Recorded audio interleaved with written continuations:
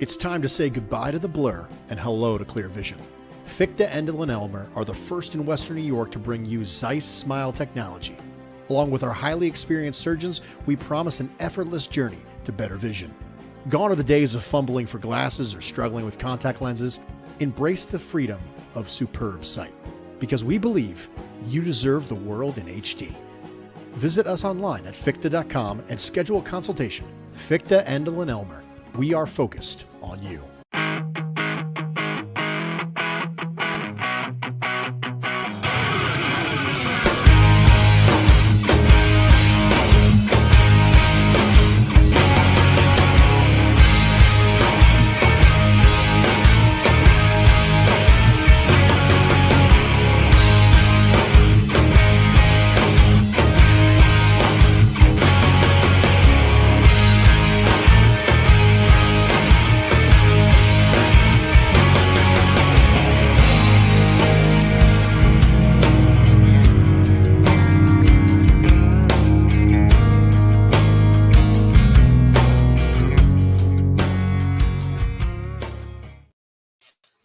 What is going on, ladies and gentlemen? It's your boy Jefe Mr King, and it is Hump Day. It is Wednesday, October 11th. Man, the year just flew by. Are you kidding me? Look, I'm not gonna talk much by myself here. I got a couple special guests joining me here.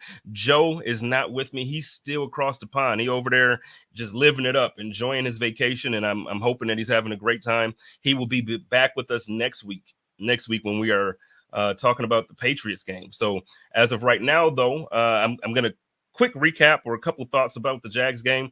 Then I'll bring my guys in from New York Revival, and we could talk about this Giants game that I think it should be a fun conversation. These guys are pretty good. My guy Jefe, we got to do the Spider-Man meme at one point on Twitter. His handle is Jefe, and obviously mine is as well. So this is my guy. We've connected now for a couple of years, and he's good people. I'm gonna play one of his videos. He's hilarious. Like, he does these.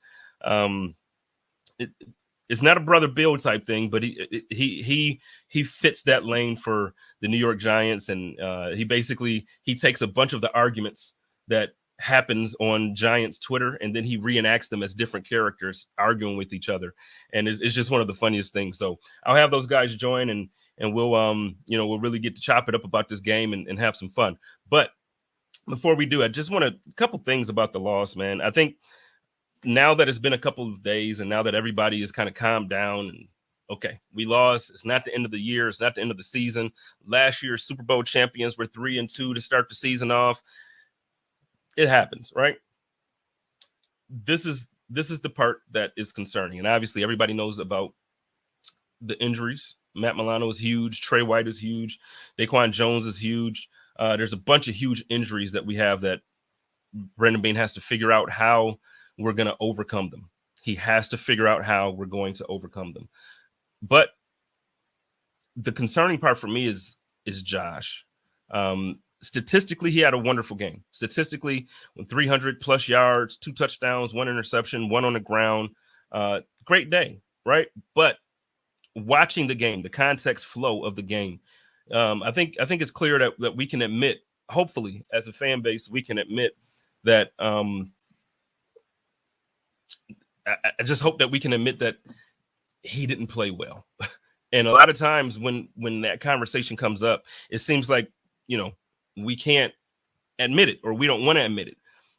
When Josh plays lights out, when he's fantastic, when he takes what the defense gives him, you see what we saw against the Raiders. You see what we saw against the Dolphins. You see, like, that's the Josh that we get, and it's almost impossible to beat the Bills, regardless of what happens on defense. So whether Trey White is out, Matt Milano's out, regardless of who's out, as long as the offense lives up to the standard that they're supposed to live up to, we'll be fine.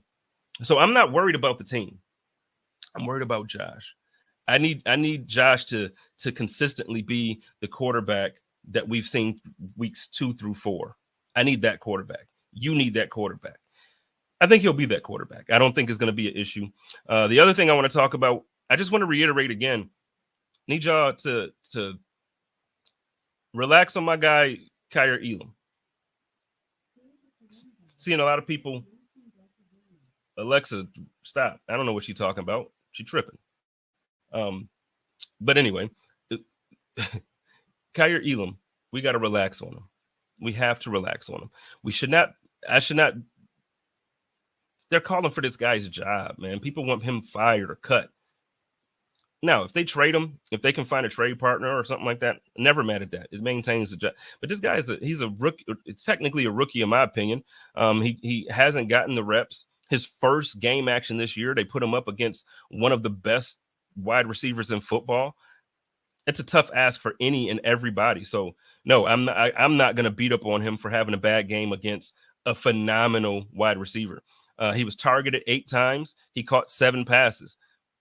Guess what? All 7 of them were not on Kyer Elam. 2 of them were on Micah Hyde. It happens. Another one was, I believe, I don't even know which cornerback it was. It was on another cornerback. So again, it's not Kyer Elam just being horrible. Kyer Elam might not fit with what the Bills are doing. Find him another job. But let's not call for him to be cut. Let's not call for it's intense. It's too much. It's insane. Let's relax. All right. Let me get to my guys. Let me get to my friends. I'm gonna bring them in. I'm gonna play one of my guys' video, and then we'll bring them right in. I've slipped into the numb phase of being a Giants fan. It's that special middle ground where the season's still going on, but you know it's already over. Ah, yes. It's a special feeling, Harry. It's like when you're flying down a hill on a bike and you start getting that, and you've completely lost control, but you technically still haven't fallen yet. That's where I'm at. Imagine waking up to a world that's as clear as your dreams. With Zeiss Smile technology, this is your reality. At Fichte, Endel, and Elmer Eye Care, our mission is your vision. Conducted by a team of expert surgeons leveraging leading-edge technology, our procedure is safeguarded, swift, and tailored to your eye care needs. Say goodbye to the limits of glasses or contacts. Embrace a world where your vision keeps pace with your life's aspirations. Contact us today at 800-309-2020 or visit us online at fichte.com. At Fichte, Endel, and Elmer Eye Care, we are focused on you. All right, I can see clearly now. The rain is gone. We're going to move on from this Jacksonville game. I'm done talking about it. I'm done. I don't want to talk about London at all anymore. So I got 2 special guests with me. I got some fellas that do some great content. First of all, I'm going to need y'all to follow them. You see their handles if you're watching by vidcast. If you're listening by pod, I will make sure I put that in the comment section or whatever, so you can follow these gentlemen. They are the co-hosts. They are 2 of a 3-headed monster for the New York Revival. We're missing one, but we're gonna get Eli on here too. What's up, Jefe? How we doing, man? Nice to finally get together. We've been interacting for a while. Been like a year? For a while, yeah. Yeah. You do great work. You do great work, man. And the thing that first caught my eye, but obviously, was your name, your handle, because my handle on Twitter was Jefe as well. So that's what caught me. But then it's like you actually do like really, really funny the videos. We'll get there. Okay. Mr. Glass Half Full. What's up, man? How we doing, my man? Good to be here. I mean, it's a pleasure on my side. Just talking something else other than Giants football. Getting to interact with another team is awesome, and looking forward to chopping it up with you, man. It's good to be here. Yeah, man, this is fun for me because I love the Giants. Honestly, I love the Giants, and but I feel that love. I feel that love every time I come to New York. So like week 1, I was out there for the Jets game, but obviously you always run into Giants fans in New York too. So like the love that Giants fans gave the Bills that weekend, like just everybody, I love it. And then on top of it, I love your coach. I love your GM. There's a bunch of players on the team and practice squad that, I have a relationship with from their time in Buffalo. I love your team. Like I absolutely love your team, but I feel bad for y'all. That's understandable. But like Buffalo's one of those teams that there's no tension between our fan bases at all. We lately, especially like as we got Daboll and Shane, we looked at Buffalo as like the model for building a team properly, right? And we're so happy to have Daboll as that offensive mind. And I understand why you feel bad for us now, because nothing is working at the moment. Well, let me ask this though. So, because you mentioned Brian and everybody in Buffalo at this point, we're all there's a big portion of Bills fans that are like, we want Daboll back. It's over. He's no longer an offensive coordinator. He got that head coaching gig. It's over, Buffalo. Yeah. Like it's no looking back. But at this point of the season, so 1-4, a year after him being coach of the year and you making the playoffs and winning a playoff, like all of this stuff that you just didn't expect. How are we feeling right now? Go ahead, Speedy. Yeah, I mean, listen, there's a lot of people now feeling like last year was almost like a blessing and a curse. You know, we sped up the timeline of what was supposed to be a rebuild a little bit by doing what we did last year and taking a little bit advantage of a weak schedule. You know, just things fell into place. Everything went perfectly. And now we're hitting adversity for the first time. So I can only speak for myself, but I think we're all kind of seeing how Daboll and crew and Joe Shane, for that matter, are going to dig their way out of this. You know, this is adversity for the first time. Every coach, everybody goes through it. So, you know, it's been tough. It's been a perfect storm this year. Perfect storm last year that led to this. And we're just going through it right now. We're going through it. But I can only speak for us at Revival. We still have full faith in Joe Shane. We still have full faith in Daboll. And we're really interested to see how this is going to, you know, go through the rest of the season now. It's been tough. It's been tough. You nailed it. There was a whole section of the fan base that was like, the worst thing that could have happened was to have kind of like fake success last year because this team is still far away. But we were all like so desperate for a good season. You know, 2016, the Giants went 11-5 with Ben McAdoo, and that we went crazy in free agency on the defense. And then we got blown out in Green Bay first round of the playoffs. Except from that, we've had literally nothing since 2012. And the offensive line has been the downfall of the team every year. Every year, like it ruined the end of Eli's career. It clearly ruined Daniel Jones. He's a broken man at this point. And that part is no fault of his own. We can get into that if you want to. But now it's like, well, what do we do? Because Shane and Dave's, as I like to call them, have been built up a lot by Giants fans. We love him. Like, I'm still all in on Daboll. There's no doubt in my mind. And he better survive. I hope he survives, you know, this shit and this wave, because I know that I would love for him to be the coach for a long time. That's where I'm at right now. But now it's muddy waters again now, and the O-line continues to plague this team. So, well, before, so when I was talking about it, one of the things that I said was that, you know, I'm hopeful that Brian maintains his job. And I'm saying that because as good as he is, when you tie yourself to a quarterback, that's typically what that's what your job rests on. So with Daniel Jones' performance being what it's been, it's just, I'm hoping, especially because he and Joe are close, and I don't know how the ownership is involved there. I don't know if the ownership is like, okay, no, fire this guy. Like, you know, I don't know what type of management style you guys have over there, but very if conservative. they can figure out how to get very conservative, okay. Well, if they can figure out how to get out from under Daniel Jones and then draft a new guy or bring in a free agent that can, hell, Tyrod's there. I mean, for now, I would play. We're going to talk about the game a little bit later, so we'll talk about Tyrod. But I mean, if he survives getting out from under Daniel Jones, I think he could be your head coach for a long time. He just needs a quarterback, man. I agree. The one thing that's in his corner is that he came to the Giants at a time when we were firing head coaches every 2 years.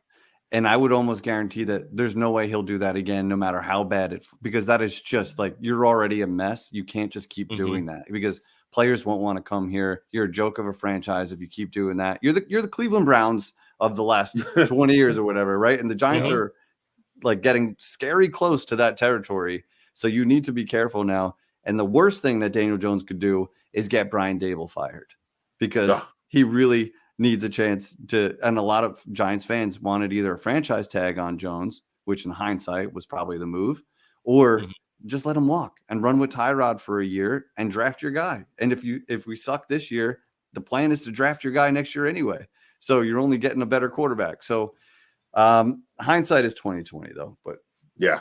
I mean, and we were talking about before, but I think it was just a perfect storm last year of like Giants they played well enough to work themselves out of not being able to draft one. There was no good free agents. They didn't really want to trade for one. They just made the playoffs. So like kicking the guy that just brought you back to the playoffs to the curb would have enraged half the fan base. So, you know, there's a little bit of talk about, you know, the owner having a little bit of, you know, a hand in him coming back as well, Daniel Jones.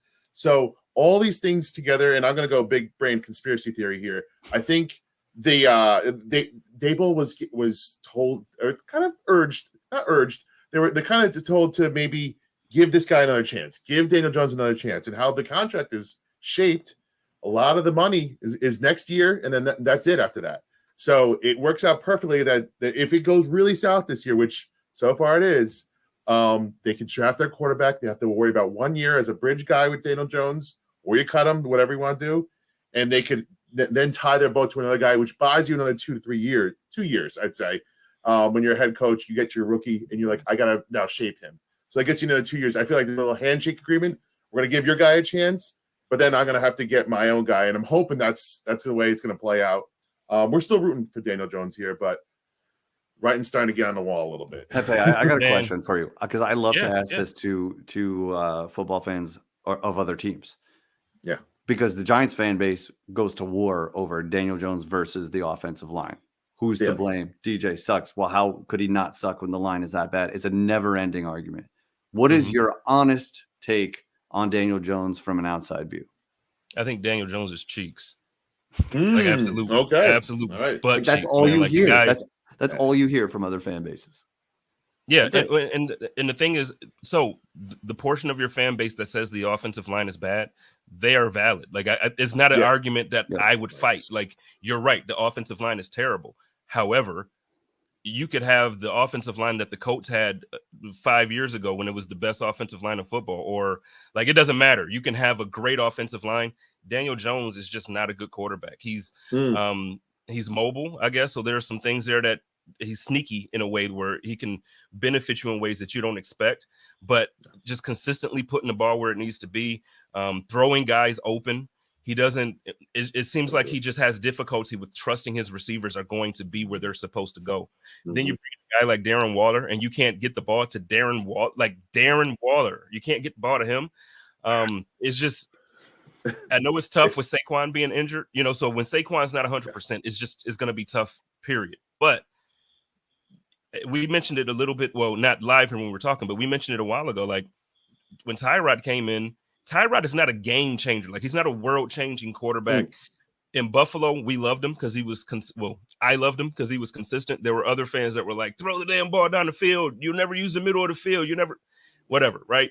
Yeah. He didn't lose games for us. He didn't win them a lot, but he didn't lose them a lot. I prefer a quarterback like that. If I'm going to have a game manager or a bridge quarterback, Daniel Jones is not a game manager or a bridge. He manages to lose. Like, he's the guy that loses the game for you. Yeah. And when you have a Brian, you don't need to, like, you know what I mean? Like, really just follow the game plan and you'll be in the position to win at the end of the game. But Daniel Jones doesn't even do that. Like, and again, I feel so bad, man. Like, the clip that went viral that's floating around the internet when Daboll went up to him on the sideline, he's like, look at he just throws the tablet. He's like, I don't even want to talk about it. You can't, and it's like when Eric Bieniemy and Brian Daboll are seeing, like, yeah, you can be geniuses all you want to, but your quarterback limitations really will limit your success as a head coach, assistant head coach, or whatever position you have. So no, I think Daniel Jones is absolute buns, man. He's cheap. Tell me, really pissed. Yeah, you said he was a game manager. Last year he did that to perfection almost. He didn't lose any games for us. 5 picks all just year. managed it. Yeah, managed it perfectly. Didn't turn it over. Didn't cost us games. Now, I don't know, be it the offense line or him feeling a little bit more pressure on the $40 million contract, he's gone back to these bad ways, man. And it's, again, we've seen we were hoping this year was going to be the judgment year. And, when we're judging again, or you think that you have to judge more, that means that's all the judgment we need to be done. Like, we need to do it. Right. Like we've said, Speed, to put it simply, if you're still trying to figure it out 4.5 years later, then you have your answer. Like, if you're still trying to, is he the guy or is he not? If it's 4.5 years later, he's not it. You would know you just need to build around him if that was the case. But you nailed it, Hefe. All the things you said, like throwing with anticipation, having some trust, having some killer instinct, like making guys better around you. You just don't see it enough. And that's where I'm at this point. Well, and what you said about last year, you're absolutely right. He was a game manager. and he didn't lose games. He didn't turn the ball over for you. And then what happens when that happens? You're 9-7 or 9-8. Yep. You make the playoffs. You win a playoff game when that's not expected. Versus this year when you're losing the game for the team. Now you're 1-4. The offensive line. I think I read a crazy stat yesterday that I think the most pressures in the season on a quarterback or on one team is like 200 something. The Giants are on pace for like 380. You're going to blow that stat out the water. So you know what I mean? So there's a lot of things wrong, so I can't put all the blame on Jones, but a lot of it is on Jones. Yeah, you know what? Let me ask you this. Cause I'll talk, when talking about quarterback play, obviously, Bills fans, we love Josh, and we think Josh is the greatest after Patrick Mahomes. And I'm gonna live and die on that. Mm-hmm. My question is, a lot of times, so we're talking about Daniel Jones now, obviously, but then people like Tua and let's see, there's a ton of quarterbacks that get tossed into that secondary, right after the Patrick Mahomes, Joe Burrow, Josh Allen conversation. There's a cluster. I think of Tua as really a quarterback that Brian could live with and really love up there because he's accurate. He gets with timing and all that stuff. Where do you guys put Daniel Jones in the grand scheme of things? And then when you're looking at other teams, what quarterback specifically for you would you be no, the Giants need a guy even if it's not a winner, you don't need a Josh Allen, you don't need a Patrick Mahomes, but just to do enough, what quarterback around the league really fits what you guys have going on? Loaded question. I would say for anybody that's watching, for the Giants fans that are oh, it's the line. That's why DJ can't do it. I would encourage them to watch more games than just the Giants. Because when I watch teams around the league, and like you said, there's those elite quarterbacks. Josh Allen's right up there in that conversation. There are quarterbacks making plays regularly, and I'm sorry if this is going to sting a little bit, but I was watching Trevor Lawrence this past weekend, right? He was getting a lot of pressure on him, and he was sharp, man. Every time he got out of the pocket, he was not afraid to just fire it and make a play, even though it was crumbling around him. And when you do that, the defense has to respect that, and they start to back up a little bit. We do nothing to make defenses respect that. So I'm watching, you guys, for someone around the league, I'm watching CJ Stroud as a rookie come in and be so fiery in the pocket and quick and decisive and almost fearless in a way. Whereas our quarterback is in year 5 and he's second guessing every single thing he does. In the Dallas game, which was week 1, when you were relatively healthy, he's pumping when guys are open. And when you throw it back the second time, you're getting picked off. In year 5, you need to know what the hell you're doing in that situation or throw it away. He's still taking hits when you should just throw it away. I watched him scramble out of bounds behind the line of scrimmage. He's in his head so bad that I really think he's mentally broken, and he just does not have that confidence or killer instinct. So one player I enjoy watching already is CJ Stroud. I think he's going to be a good pro, and I'm really enjoying watching him so far. Yeah. I mean, listen, it's for me. I wish the stars aligned better. We were so close to having a Justin Herbert led New York Giant team. If Justin Herbert just would have came out of school when he was supposed to, he was going to come out early, but then his brother decided to go to Oregon. He wanted to stay a little longer, work on his game.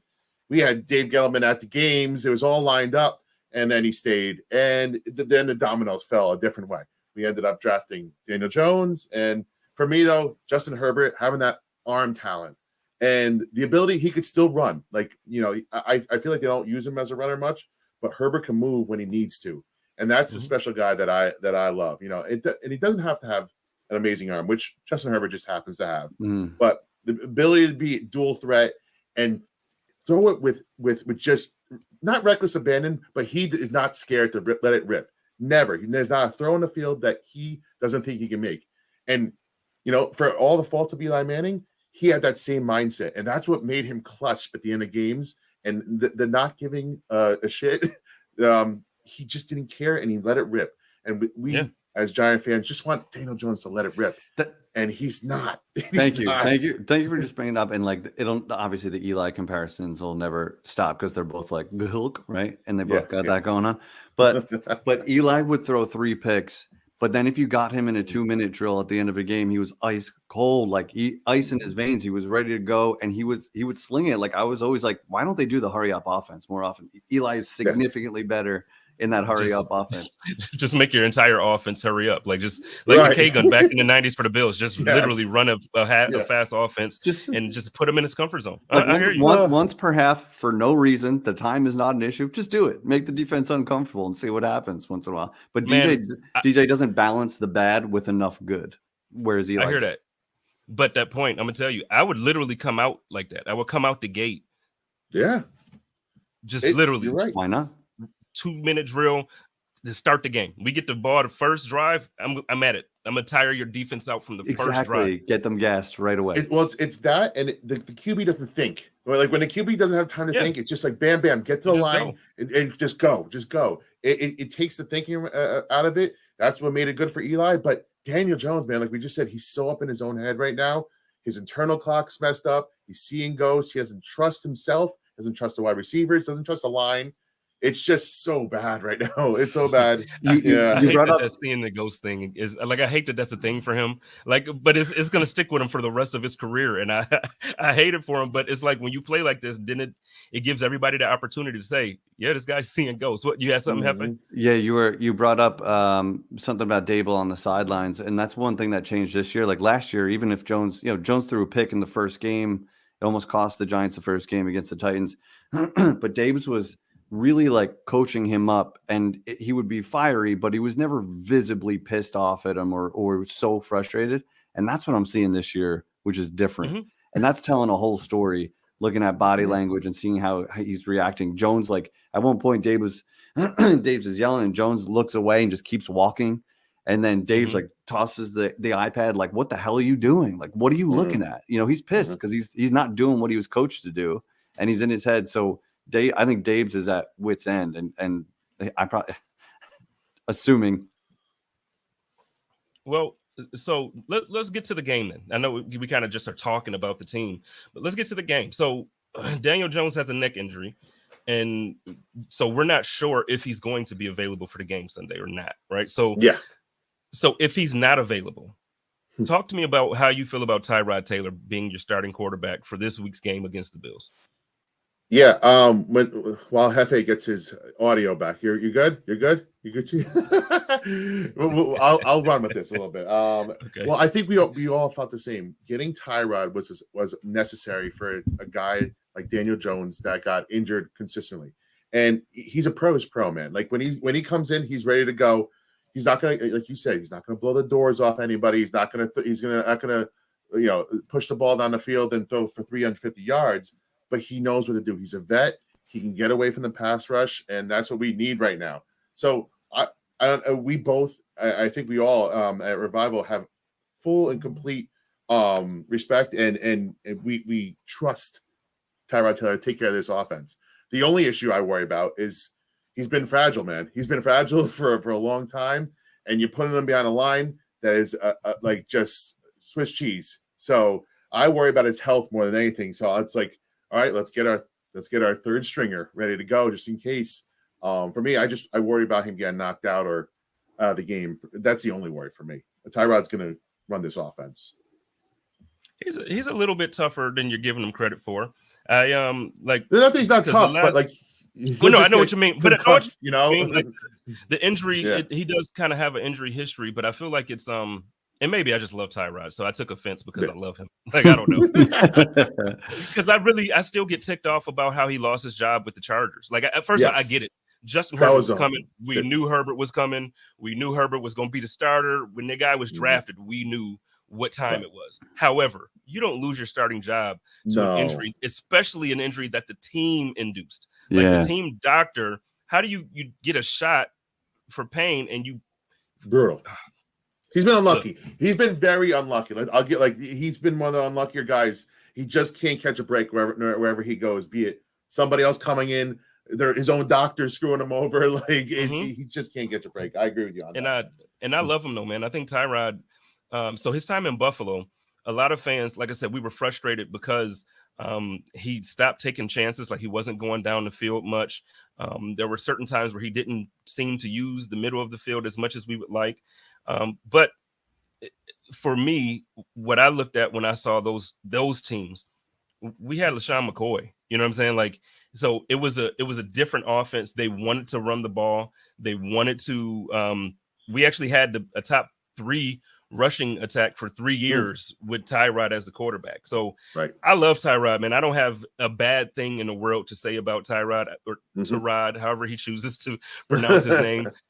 He's one of the best dressed quarterbacks in the league. He's the coolest guy. He's so nice. He's such a professional. When he was a starting quarterback for the Bills, obviously he wasn't as popular as Josh Allen is, but he would literally stay after practice and like sign autographs for, I mean, hours. I remember one time I stayed and I watched him.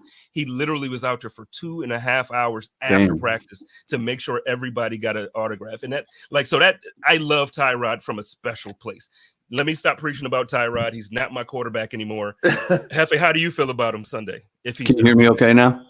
Yeah. All good. All right. Sorry about that. I wouldn't mind seeing him, like just to see if there's a difference, because this guy with a lot of experience, he's seen every blitz, and a lot of the key to getting pressure like that is getting rid of the ball quickly. Like the Miami offensive line is putting up great numbers because Tua is getting rid of the ball so quickly. So he's not getting those pressures and those sacks that other teams are. So you have to be really decisive. And what you should have is enough good route runners to help you get the ball out quickly. Like Sterling Shepard, even at this stage of his career, is a guy that can get open. He's one of our best route runners. Darren Waller should be targeted 12 times a game. That dude should be getting the ball constantly until the defense has to respect it. So if Tyrod's going to go in there and give us a chance and manage this game with a little bit sharper, a little bit more decisive, then let's see it. At this point, why not? We're 1-4. Right. We've got to play Buffalo. Why not? Revenge game for Tyrod. You said it just now. Yeah, I didn't really think about this. This has all the makings of a Tyrod revenge game. It sure does.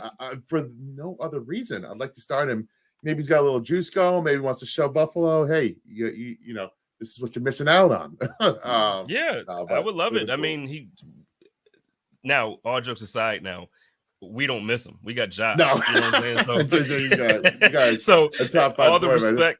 all the love and respect in the world to my guy Tyrod. You heard me just give my love. Like I admitted and gave my love letter live on the show here. But no, we got Josh now, so I'm cool. I would love to see Tyrod to play though, because I think it would be a different game. I think with Brian Daboll as your coach and offensive mind, with Tyrod Taylor being your quarterback, you're going to move the ball and you're going to score. So you might not score 45 points, you might not score 35, but it's not going to be a game where you guys twice this year, I feel like you didn't score, right? Wasn't it? Well, yeah, we got 40-0, and then then the last and don't forget Arizona was 20-0 at halftime.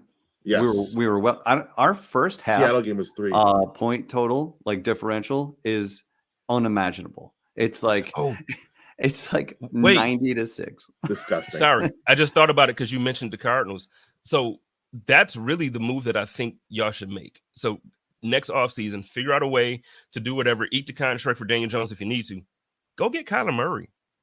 Go get Kyler Murray. The Cardinals are actively, and I live here. I'm telling you what I hear on the radio, on local TV. You follow any of the Cardinals content creators like that work for the team and all their pods and stuff.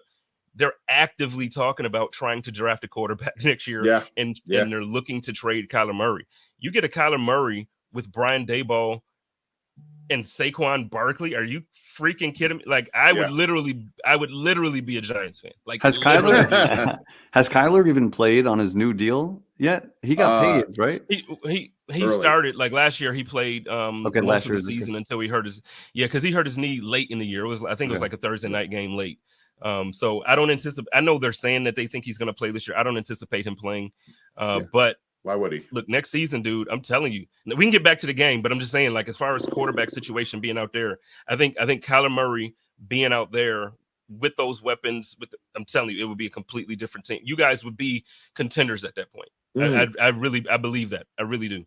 What I worry about with Kyler is, again, the same way I have not so much about Tyrod, but like we might get him killed. And he's not exactly, an opposing figure. And I worry about that behind. He is more dangerous. Like he's he'll get out of the pocket real quickly, and he's not afraid to sling it either. And that's the thing. If you look at his time in the league so far, the Cardinals had maybe not worse than what you have currently, but the Cardinals have had the worst offensive line for a couple years straight. It's bad, bro. And look, Kyler, he's not an injury-prone quarterback. It was an unfortunate, like the way it happened. It was non-contact. He was scrambling, so it's just one of those things that happen. But no, he moves in the pocket. He gets out of the pocket. He doesn't mind throwing on the run. He's accurate on the run. Well, let me take that back too. There were moments that I was very pissed off with him with how he did Hop. He made Hop just but back to the game. Yeah, look, because we're almost out of time. Yeah, we're almost out of time. I can talk to you guys about football. I love this because like some people you can just I can just talk football with y'all, and I love it. So, but let's because we're almost out of time here. So let's talk about this game. Is Saquon playing? Do you think he's gonna? So even if now it becomes a question of if the Giants are in like trade people mode and fire sale mode, do you try and bubble wrap Saquon and do something with him by the trade deadline, or do you put him out there and risk him getting injured in a lost season and now he's worth nothing? You know what I mean? So like that, I think that's part of the equation. But from what I hear, Saquon is closer to playing than Andrew Thomas is. Yeah, I think that's the latest. Like Jefe said, it's more of a wonder of like, do you force him back a little bit earlier? And he is a freak of nature. I think he would be able to play, but we've seen him come back from high ankle sprains before early in his career, and he was a kind of a shell of himself. If you don't have elite cutting and Saquon, I don't know if it's smart to put a guy behind three guys that are missing from the offensive line. With Daniel Jones at quarterback, maybe, and I just don't know if it's smart to do, especially if you lose this game and go into sell mode after this game. So I wouldn't push him. As a fantasy owner, I kind of want him to play. But as a Giant fan, I don't know if it's smart to do. And even his presence would help, right? Even if you're selling play action and all of that, but he'll pretty much never get back to 100% if you use him that way. As we've seen in past years, like he needs to fully recover. He'll try to play through it, but he's definitely not the same dude once he gets that ankle going. For fantasy, let me just tell you, in one of my money league too, like my big league, I have Saquon, I have Eckler. Don't ask me how I got these. I'm pretty good with trading, but I have Saquon, Eckler, and I got James Conner, who just now they announced that he's probably going to go on IR with that knee injury. My running back situation has been terrible. Oh, and I have T. Higgins, who's out, and not only it don't matter that he's out, but before he was out, his quarter Joe Burrow has been horrible this year. Been tough going for you, man. Like I'm 0-4-1. Like I actually have a tie in this league. I'm 0-4-1 That's hard to do. I don't think that's possible. And the team is phenomenal, man. Like you look at the you in the offseason, if I tell you, you're gonna have Saquon Barkley, Austin Eckler, and T. Higgins on your team, you're like, oh man, I'm straight. You should be good. If that's not a memo to not pay running backs in one fantasy team, that's the reason why running backs don't get paid right there, man. It stinks. But hey, I got your boy James Cook. He's been cooking. I like. He's been the better of the two cooks. Let's say that for sure. Dalvin Cook. Oh, for sure. Been hot trash. Hot trash. Dalvin fell off a cliff. Like what the hell is happening out there? And like what? Don't get it. I don't know. He was still high level last time I saw him in a Vikings uniform, wasn't he? He was 1,100 yards the past 2 years. Yeah, he was. Good. Yeah. Jeez. Anyway, so where do you want to take this now? Do you want us to unfortunately give us our like just pie in the sky, grasping at straws, how the Giants could win it? We kind of, because of time, we kind of just talked a lot, so we're gonna in a way skip that, but we can mix it into this because this is time. Everybody, y'all know what time it is when down on. What we're doing here is we're going to talk about I'm going to give a Josh Allen stat line prediction and a game score prediction. I'm going to ask the gentleman from the New York Revival to give me their prediction for if Tyrod starts, a stat line, and if Daniel Jones starts, a stat line. And then after that, we'll get their prediction for the game as well, like the win or loss. So let's who wants to go first here? If you want to take it? Sure. What you got? Now, what's just yards, touchdowns, interceptions? Is that all you're looking for from the quarterback? Yep. Okay. If Daniel Jones starts, he'll throw for 47 yards. No, I'm just kidding. All right, hold on. Daniel Jones, he would throw for 170 yards and 1 touchdown, 1 pick. And Tyrod would throw for 225 with 2 touchdowns and 1 pick. And that also alters the score prediction. Or it doesn't have to. It's going to be bad. It's going to be like it's one of those 34-13 kind of games. So I'll just stay there. 34-13. Yeah. I mean, listen, I wouldn't play Daniel Jones unless Andrew Thomas is starting, to be honest with you. That's the only way I see it. But if Daniel Jones does play, I see, again, a 180, 1 touchdown, 2 interception kind of game with maybe 30 rushing yards. And, and a fumble. And a fumble. Maybe a fumble. Let's throw a fumble in there. They might get him killed again. And then, Tyrod Taylor, he's going to elude the rush. He'll probably have like 50 rushing yards, rushing score, and maybe 1 and 1. Passing touchdowns, one interception. It's gonna be too much to overcome. Buffalo's gonna win 31-16. 31-16. Yeah. I like it. We just can't move the ball without our linemen. We have no linemen to Tyrod's gonna be just running for his life. I mean, you could have made the argument before the season that Andrew Thomas and Saquon Barkley are the 2 most important people on offense, and we lost both of them in week 1. And then the bad linemen are now going down. So now you're going to the backups of the bad linemen. So we're down bad. Like the bad ones are going down, so now we got the bad of the worst. Yeah, one of the lines I used in one of the videos is like, "Hey, maybe we have good depth behind our bad line, behind our bad depth, or something like we're on to the 3rd wave of bad." I feel for you, man. So look, I'm gonna go. So for starters, with what both of you are saying, you're falling right in line with what DraftKings has as the spread. It opened up at 14.5 points in favor of the Bills. You absolutely are falling in line with that. I'm going to I'm gonna fall in line with what you're saying too. I think after a loss like we just suffered, it was embarrassing for Josh. I think he had a good statistical game at the end of it, but I think he knows that he didn't play well for the first 3 quarters. And I think he's going to come out and try to be a surgical, like the Josh Allen that you saw against the Dolphins or against the Raiders. I think that's the Josh you're going to see. He's going to come out and take literally whatever the defense gives him. So it's going to be check downs. It's going to be, I'm hoping that this is the Kincaid game, get these tight ends involved. But if he's in concussion protocol at the moment, so if he's out of concussion protocol, that's where I'm thinking it's going to go. So I'm going to go Josh Allen will have 290 yards passing, 3 touchdowns in the air. I'll give him 1 on the ground, 20 yards rushing. And I'm going to say that the Bills win this one. I'm going to go 38-20.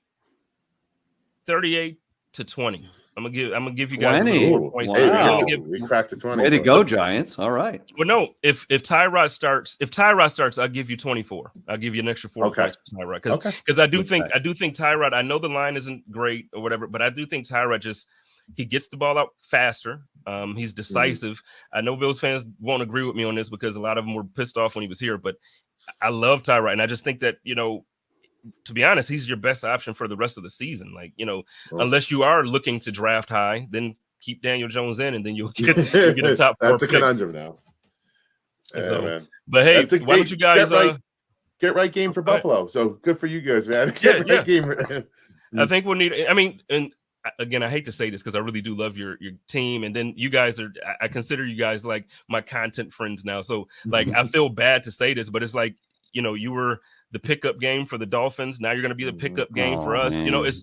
It sucks. We're that it guy, sucks, we're those man. guys. I mean, yeah, we're not delusional. Like we looked at these 2 games and the state of our team. And we're like, yeah, this reeks of 1-5. We're 1-5. We'll regroup then and see what's what. But these are 2 losses. We're we're not in the same stratosphere. And like I said, there's no tension. So like if Josh Allen is deep in the playoffs, I'm probably pulling for the Buffalo Bills against pretty much anyone else in the AFC. So go Bills. Good luck. Good luck. I love it. I love it. So real quick, why don't y'all go ahead and plug your show or any additional content that you guys might have, not even just this week or next, or anything you got coming on. So yeah, me and Spiro and our guy Eli Rax, we do New York Revival, which maybe Buffalo Bills should be part of that, but you're not. But you're welcome. But you are more than welcome to join our channel. Maybe we'll have you on tonight, so we can introduce you to Eli. But it's sports and entertainment. Our goal from the beginning was to have fun with sports content. So we're diehard Giants. That's the root of the show, but we bounce around to other sports. We like to talk about the NFL in general and whatever's on our mind, anything that's funny, anything like that. If you're looking for any comedic relief or you want to make fun of your Giants fan friends, I do these weekly sketches, I guess you call them, and where I play multiple characters and I just reenact the madness of Giants Twitter and all the arguments with my stupid sense of humor embedded in there somewhere.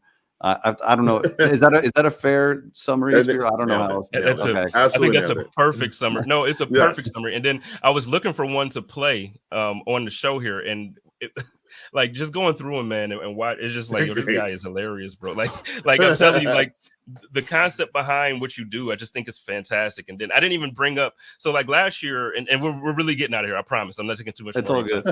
But like, so last year you actually were included. Was it NFL Network or was it ESPN that included you in one of their NFL Network segments? Did NFL Insiders or something, and it was kind of like just for their website.